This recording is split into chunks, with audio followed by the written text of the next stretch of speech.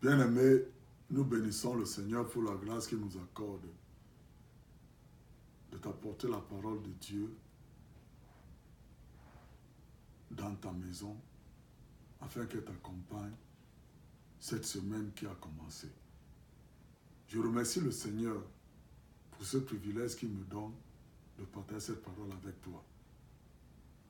Je vais te lire cette semaine, comme nous t'avons toujours dit, quand tu es chrétien, Jésus a pris tes maladies, Jésus a pris tes malédictions, et maintenant, il habite en toi. Donc, ce qui sort de ta bouche est très important. Mais je vais te parler cette semaine, à partir de cette semaine, je vais encore entrer en détail dans la communion, ce que nous appelons la Sainte Seine. Je vais te lire dans la Bible du Semeur, 1 Corinthiens 11, à partir du verset 23. La parole de Dieu dit, c'est Paul qui dit, « Car voici la tradition que j'ai reçue du Seigneur et que je vous ai transmise. Le Seigneur Jésus, dans la nuit où il fut livré pour être mis à mort, prit du pain et après avoir prononcé la prière de reconnaissance, il le rompit en disant, « Ceci est mon corps, il est pour vous. Faites ceci en souvenir de moi. » De même, après le repas, il prit la coupe et dit, « Cette coupe est la nouvelle alliance scellée de mon sang. Faites ceci, toutes les fois que vous en boirez en souvenir de moi. Donc, chaque fois que vous mangez de ce pain et que vous buvez de cette coupe, vous annoncez la mort du Seigneur et ceci jusqu'à son retour. C'est pourquoi quiconque mangerait le pain ou boirait de la coupe du Seigneur d'une manière indigne se rendrait coupable envers le corps et le sang du Seigneur. Que chacun donc s'examine sérieusement lui-même et qu'alors il mange de ce pain et boive de cette coupe. Car celui qui mange et boit sans discerner ce qu'est le corps se condamne lui-même à manger en buvant ainsi.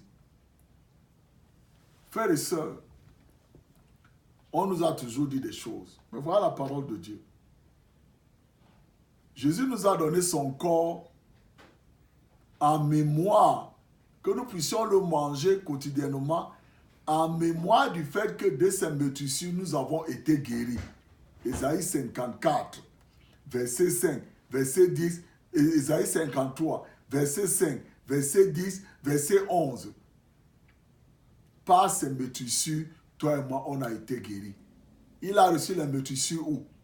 Ce n'est pas sur son corps spirituel, c'est sur son corps physique. Et c'est pour ça que toi et moi, nous avons la guérison. Et son sang a coulé pourquoi? Il dit bien ici, le sang a coulé pour le pardon de nos péchés. Et le sang nous délivre de toutes les malédictions.